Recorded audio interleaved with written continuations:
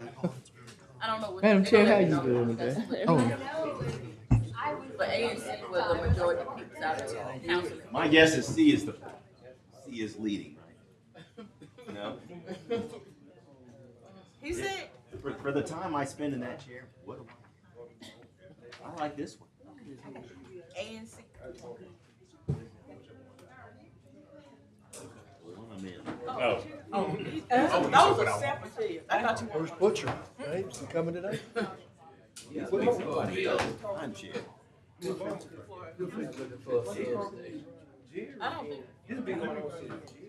I don't think they fill them out. Oh, for this? Oh, I don't. Hey, Alan. what's up, Mr. Clark? How you doing? No, the only one. Oh, never mind. Oh, Mr. Clark? The only one we got is, Okay. cases. Oh.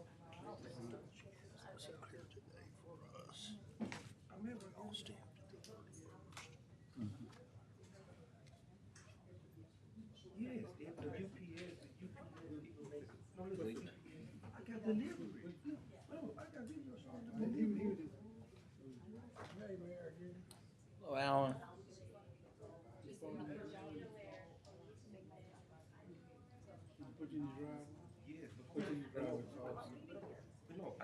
Is here?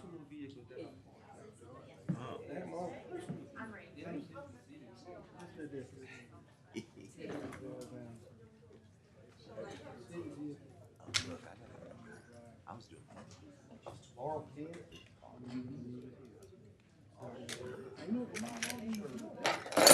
yeah, whatever. How you doing, Councilman Butcher?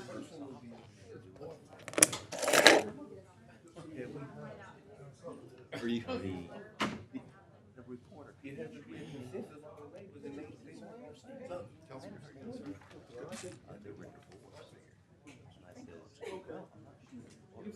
know, I'm not, well, maybe they were, and, you know, I'm not really quite sure. And then he produces legal papers right there on set. And she never let me forget it for years and years and years. About her marital status.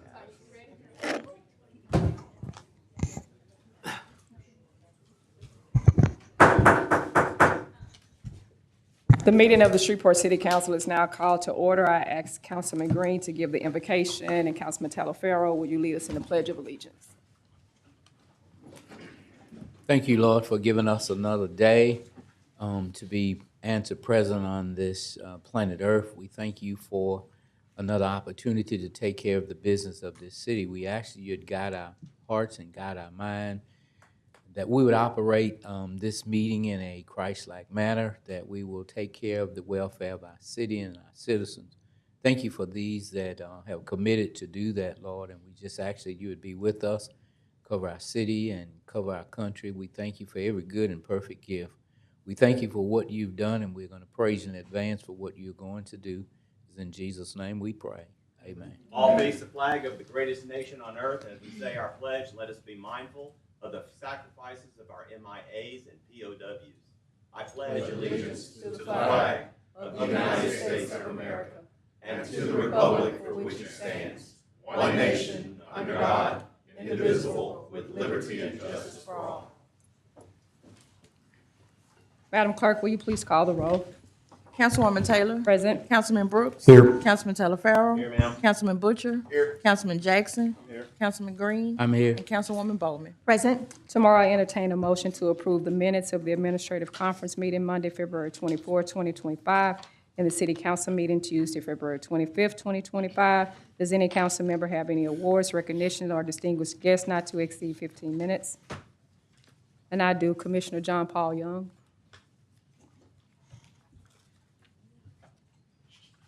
Thank you so much, Madam Chair, councilors. I want to thank you all for the incredibly forceful and productive meeting that we just had about property standards. Everyone who came in the audience said how relieved they were to know that you all hear their concerns and their grievances and that you also want us to make changes.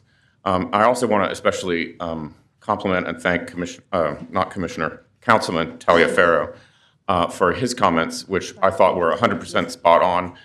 he identified a sort of mismatch in our enforcement, which is that in the case of the new property standards law, we'll be able to we'll allow police to use their discretion in order to decide whether or not someone is on property with authorization or not. The same thing is true about the current law of criminal trespass.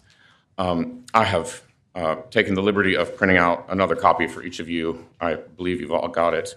If you look at the second page, section C is the section where the police chief said that we were not allowed to find probable cause to make an arrest for trespass unless we had, unless the lawful possessor of a property met some burden, which is the type of barrier that Councilman Taliaferro mentioned when he was talking about the investigation that goes on at these properties by police. So if you'll look at me, section C says what trespass is. It says no person shall remain upon property without authorization. And so that's what that means. And then it defines remain on property without it defines what it means to remain on property. And it says that in section C2A, in addition to its common meaning. The common meaning of remain on property is you don't leave. That's the common meaning. In addition, if you are told by a lawful possessor, that's squatting and it's trespassing. So that's also illegal. Under here, it's listed as one of the types of trespassing. It also defines squatter as somebody who remains without authority. That's trespassing. So this law does not require any affirmative action from a property owner to have someone removed from their property by trespass.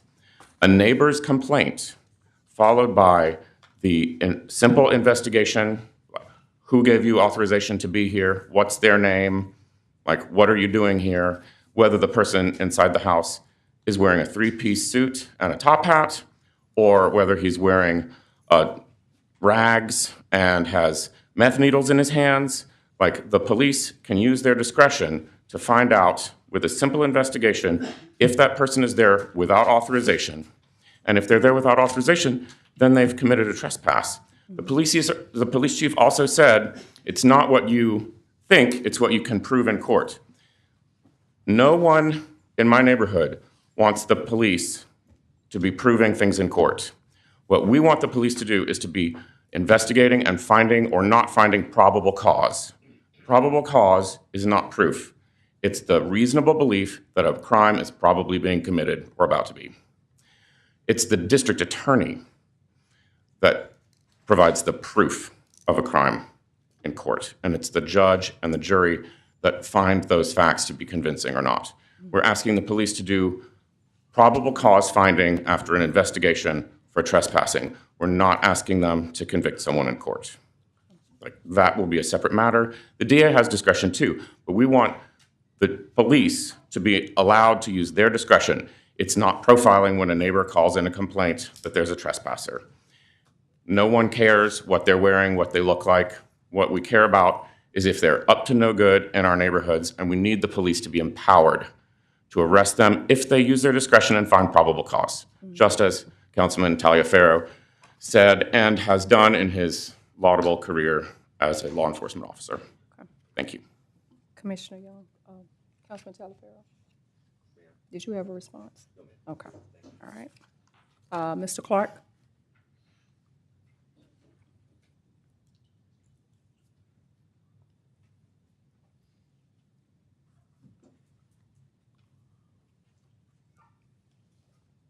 Thank you so much, Chairwoman Taylor. We were just having some discussions. What I've done today is I brought down the entire land use and community planning staff.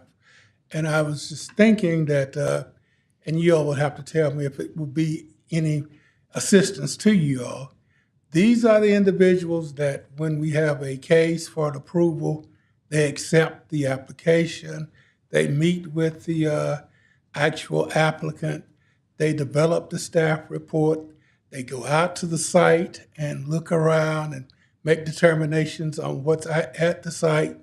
They come back and present that information to me. and I determine whether or not that goes on to the MPC board. What I was coming to offer you, it's a short synopsis, and find out if you might be interested. I know that you're very busy, and I was just at a meeting with Councilwoman Taylor when she told some people that she had a full-time job, and I understand that. But what we could do in the work sessions, as we have cases that are coming before you, they can come down and give you a total synopsis of everything there is to know about the case.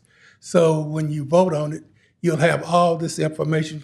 You may not have the time to read the case and do the research that would be necessary for you to make recommendations. We just want to do everything we can to enrich the relationship between you all and us, and think that that would carry it a long ways. And if you would allow me, Councilwoman Taylor, I'd like for them to just come up and introduce themselves to you. Don't just sit there. It looked like they were like, no, I don't want to go.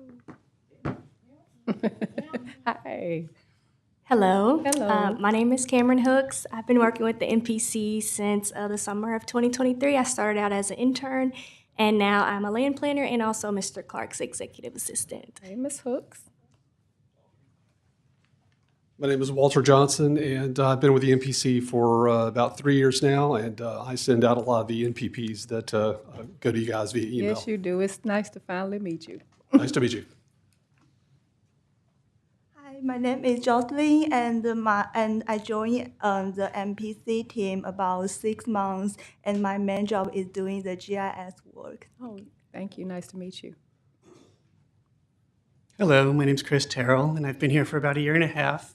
I got my degree in urban planning, and I've been here ever since. Thank you.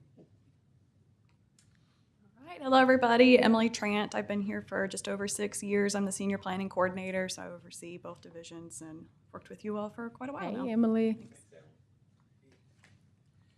Hello, I'm Hamari Smith. I've been with the Land Planning Division for about 2 years now. Pretty much I moved from Dallas, Texas to pretty much pursue this job. So it's good to work with y'all. Welcome to the city.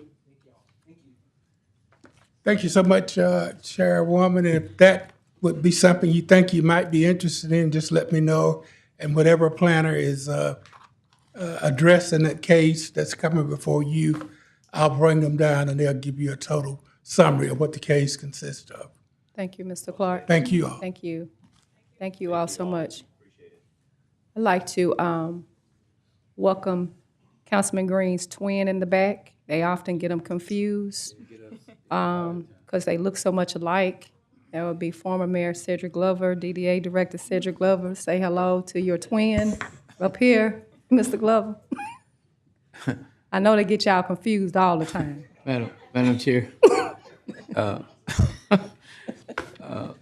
Mr. Glover, would you come up, please, so that people can see you on TV? A lady saw me in the grocery store just last week at Whole Foods and said, "Hey, Cedric." I was like, "Ma'am, I'm not Cedric. We look like twins." That's what they say, but it's good to see you. Maybe they can see you now so that we can stop this madness. Cousin, all my life I have aspired to look as good as you. Have still come far short. Talk on, of that objective, take as long as you want. Go. Madam Chair, members are honored to be here today. Thank you all for your service, Mr. Mayor, Mr. CEO, all of you assembled. Thank you. Just here today to monitor any questions regarding Resolution 34. So thank you much. God bless you. And while I have the mic, I would point out, look to hear very soon a pending approval from the administration with our process. We'll look to have the next iteration of the downtown tour of homes on the 30th of March from 1:30 p.m. to 6:30 p.m. And at this point, we have over a dozen residences in downtown Shreveport that will be participating. But we'll be getting additional information to both the administration and to the council in that regard. Thanks again for your service. Okay, thank you.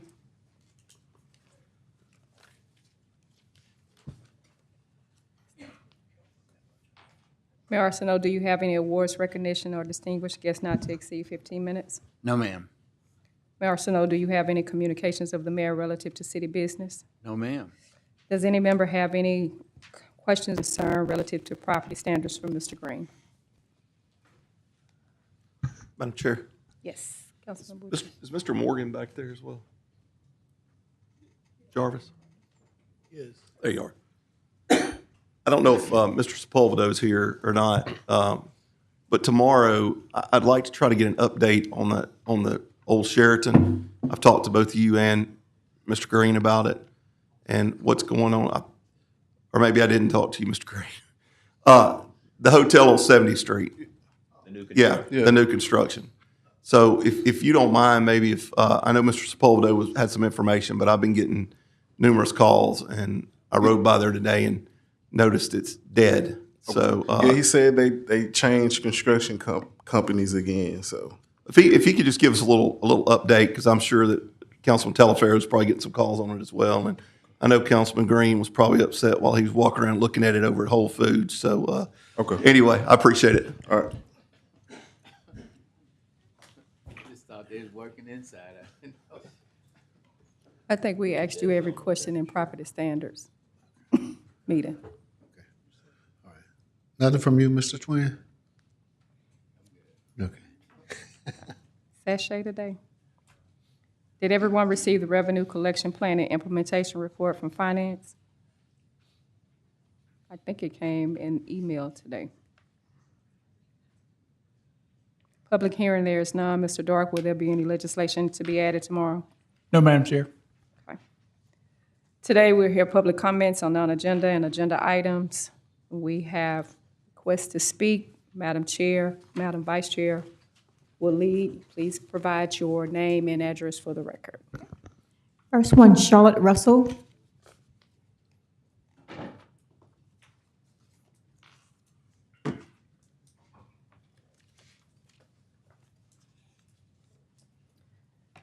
My name is Charlotte Russell. I live at 533 Jordan.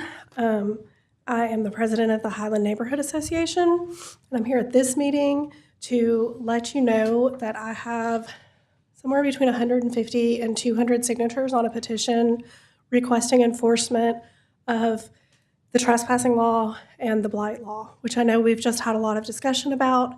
I just want to let y'all know that we have residents who are watching this and who are very eager to see enforcement, as I talked about earlier. What I would like to do is put all of this in a PDF and email it to you, because I have, since I sat down, had people text me new pages. And so if y'all would be okay with it, I can email this to you before your meeting tomorrow. Is this 150 to 200 in support? Yes. Okay. Yes. All right. Thank you. All right. Thank you. David Hackney.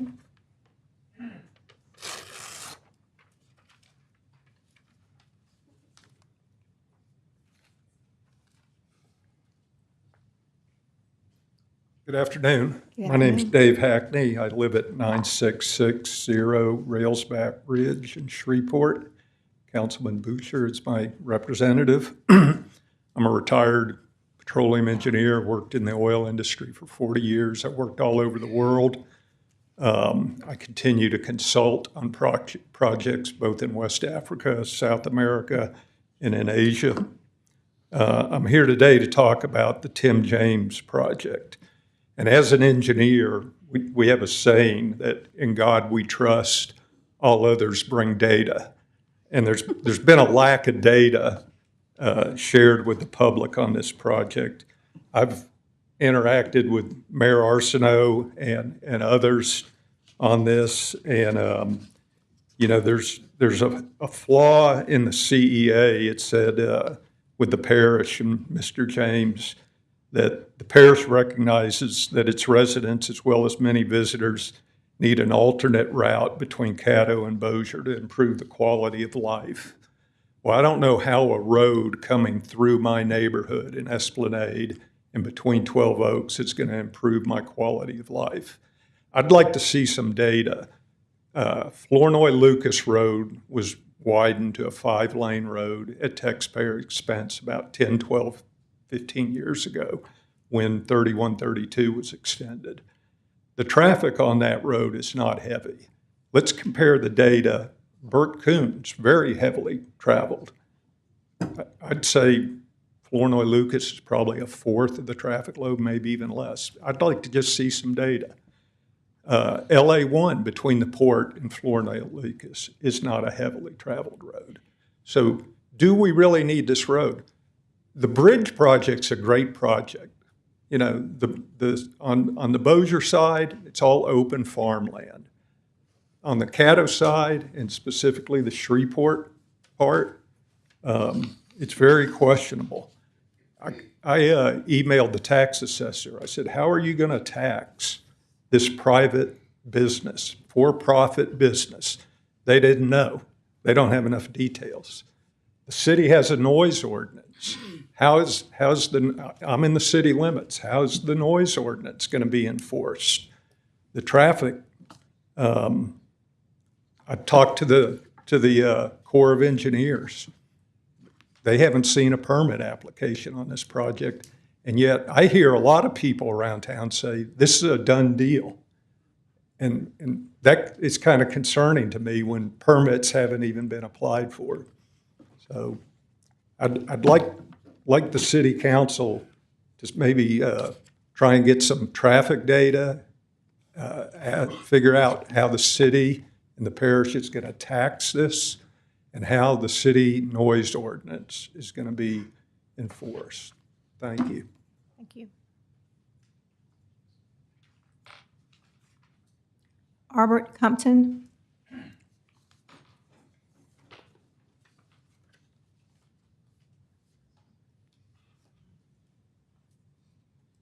Afternoon.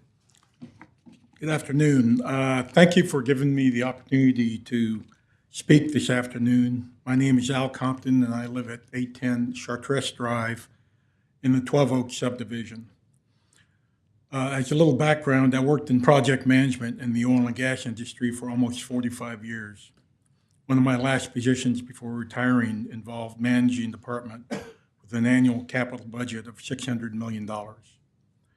I also worked on maintaining and upgrading natural gas infrastructure within the city of Fort Worth.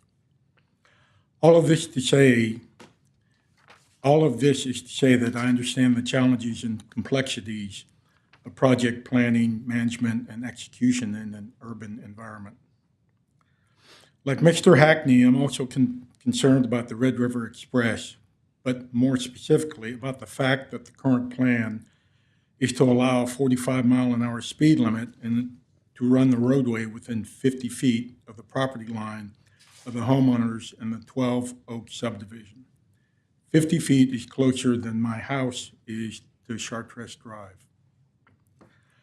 Since the target traffic for the Red River Express is diesel-driven tractor trailers, multiple studies have found that highways or roadways with this type of traffic located next to residential neighborhoods result in the following: an increase in noise pollution, an increase in air pollution, specifically fine particulate matter, but also other pollutants, and a decrease in property values.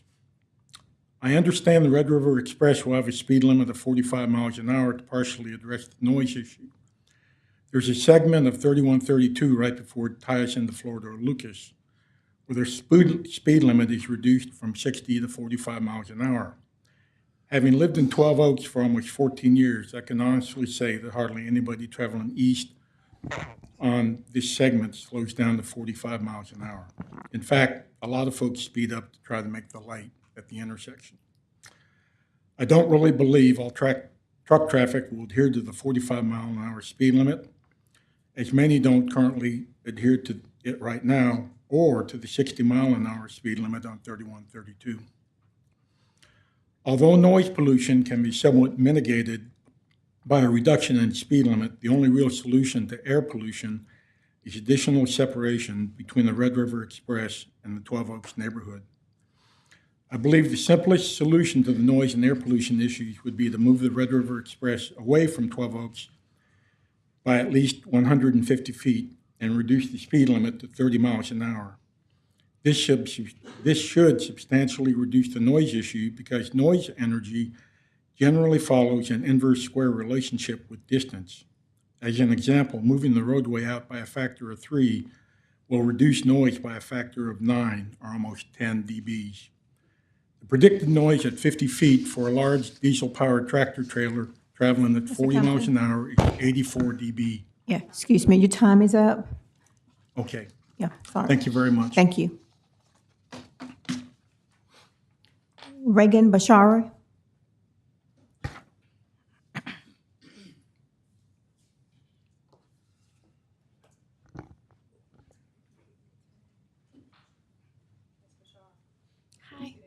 Up there? Sorry, yes, ma'am, it's correct today. Thank you. Reagan Bashara, 401 Forest Avenue, 71104. Today, I'm here to follow up on my previous public comments about public records, but specifically as it relates to the traffic stop of a Mrs. Randall on February 7th near Mansfield Road and Valley View Drive. I went and looked at the public records at the city attorney's office, but I'm concerned because those records are not being redacted, and they should be. And if the police are going to say that they can't release public records due to sensitive information being released about the police officers, then I don't want to see a victim or a citizen's private information being shared on a public record request. So I'm really concerned about the fact that we are not committed to accountability and transparency. We're not committed to upholding the public records laws that are in Louisiana. The police must follow them, and they won't, and they're not being held accountable for that. Because Mrs. Randall was a woman who was stopped for speeding, and then that resulted in her being tased while she was handcuffed. She had to have surgery the next day. This is unacceptable. And asking for accountability and asking for those records to be released, which my demand is that we see the body and dash cam footage, because the police are saying there was one thing happening, and I've seen videos that show something completely different. So I'd love to hear what the police have to say about this traffic stop, what they're doing to pursue accountability and corrective action against Officer Joe Brown, whether he's been placed on leave. I know there was an internal affairs investigation, but those are only allowed to go for 60 days according to SPD policy. So we need to see some commitment to transparency, public records, accountability, and we really need to be following the state law. So again, my demand is to release the body and dash cam footage of that interaction with Ms. Randall on February 7th, and also to follow up on Officer Joe Brown's leave status, if he's still employed with the city of Shreveport, because many of us speed every day. Speeding happens all the time in the city. There are women taking their children to doctor's appointments and to the hospital because they're sick every single day. And so if it can happen to her, it can happen to any of us, and that's unacceptable. Thank you.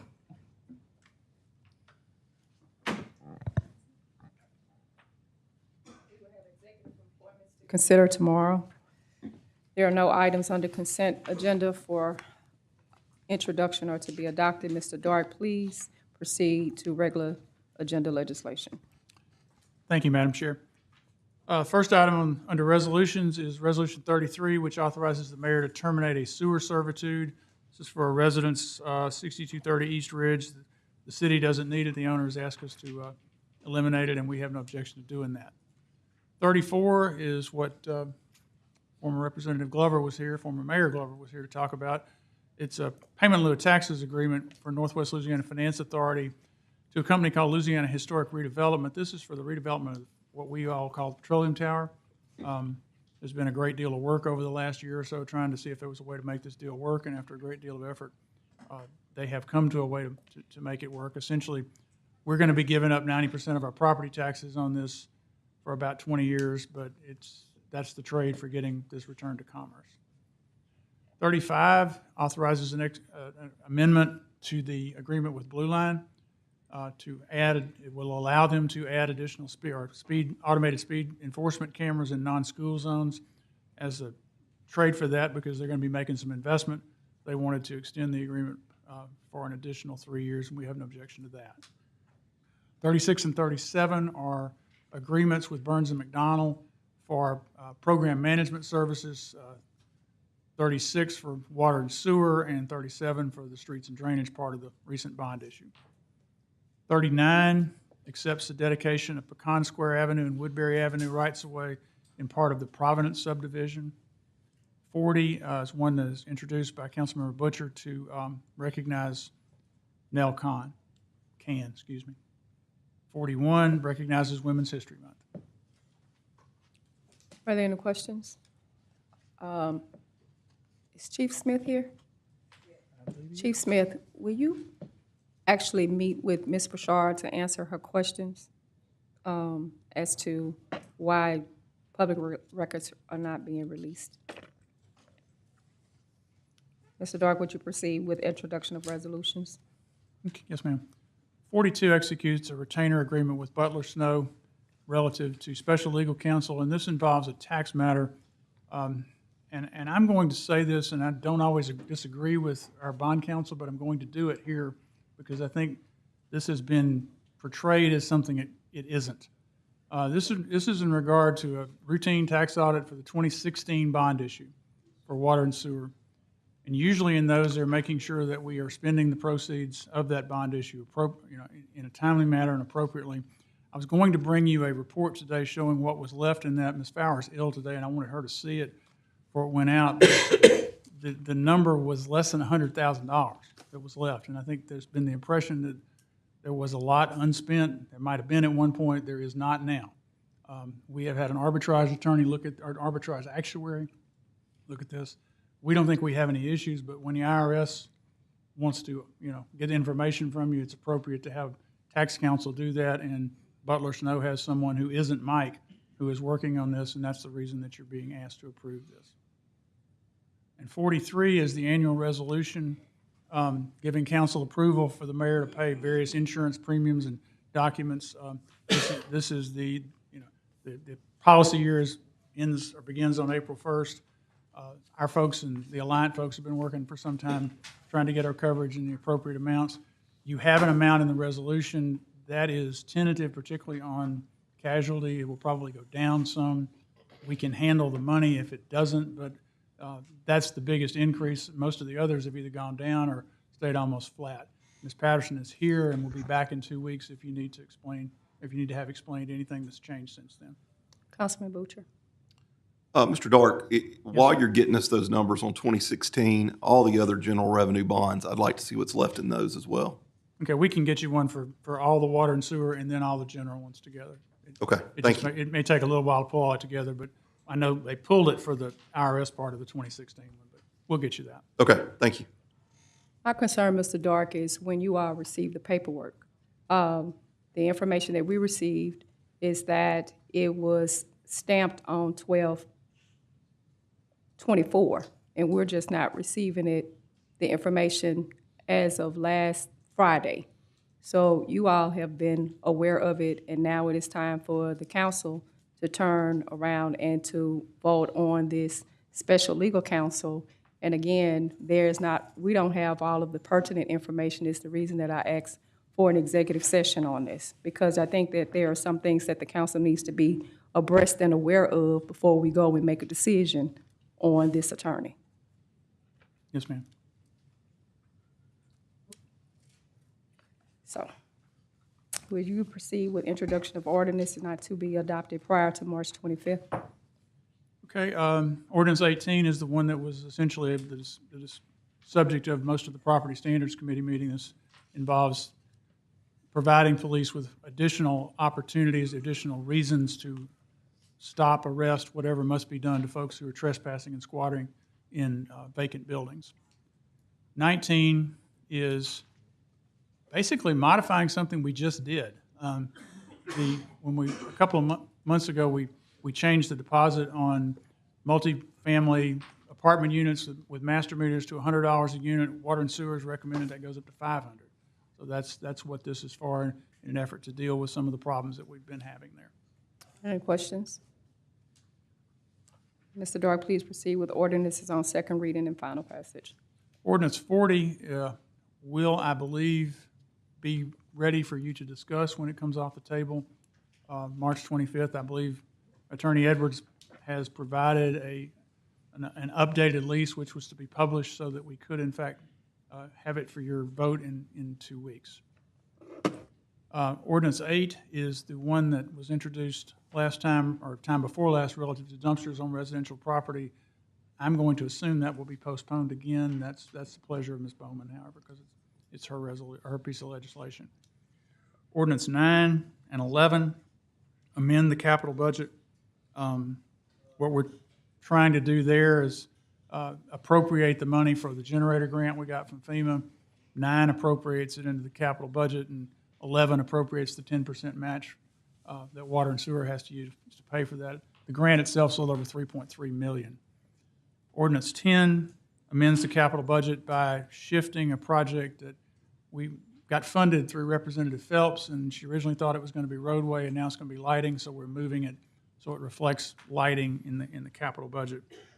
12 amends the community development budget because it will appropriate some public safety fund money that had not been appropriated that goes to the social services agencies that you all designated that actually are funded under community development. I believe it's $668,000 from last year and the full $600,000 from this year. 13 and 14 are cooperative endeavor agreements between the city and the economic development districts in District A and District F. Attorney Busada asked that we do that so that it would be clear that that they were authorized to in fact spend the money that is coming in. 15 is one that Water and Sewer and Councilmember Green have been putting together for a while. It basically makes it a little bit clearer that we have a way to classify these commercial entities that like apartments as non-residential customers, so there's a procedure for cutting off folks that don't pay their bills. 16 is zoning case 24208C, property at Line and 68th. I believe this was the Line Avenue collision repair location that was discussed a little bit last time. And then 17 is a piece of property, is zoning case 24210C at Fordson and next to Highway 1, basically to allow use of 2 buildings that I believe are vacant right now. Madam Chair. Yes. Mr. Clark, could you come up for a minute, please? And Mr. Dark, I don't know where you see zoning case 24-208C as Line at 68, because it reads on my agenda that it's on 300 feet east of Highway 1, right, north side of Fordson Street, which is exactly the way That's case 24-210C reads, That's mine. which we yeah. spoke about this at the last meeting. that's not correct. What's online is correct. I know. Oh, okay. Well, LaTanya, you're asking me to vote on something in my district it's not in my district. So, Line in East 68th is... that is in mine. That's not what's on the agenda. Well, it is on the online one that I'm looking at right now. So apparently it was a mistake in the early one and it's been corrected. Is that correct, Ms. Bogan? You need anything from me? Somebody made a mistake when they were putting the agenda together. Right, and we noticed this 2 weeks ago. Mr. Jean was here. I believe we did. What do you need us to do, Councilman Brooks?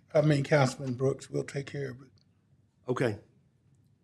I just would like it to be put on the agenda, on the print agenda, the way that I'm asked to be to vote on We'll be it. happy to do that. Okay, and thank you. We will get with the clerk and take care of it. Madam Clerk, is there any table legislation to be removed? No, ma'am. Okay. We have no property standards or ABO appeals to consider today. We have no MPC or ZBA appeals to consider tomorrow. Are there any other appeals, Madam Clerk? No, ma'am. Are there any reports from officers, boards, and committees? We had a property standards committee meeting on today. We will follow up in about 2 weeks, and on tomorrow, we will have the pink out. So it's celebrating Women's History Month, so we ask all women to wear pink tomorrow. We have a press conference at 2 p.m., and then we'll honor those women in the chamber tomorrow at 3. Madam Clerk, is there a clerk's report? No, ma'am. Executive session, there is none. We have a special meeting following this meeting. If there is nothing else, then this meeting is adjourned. And I beat James Green time.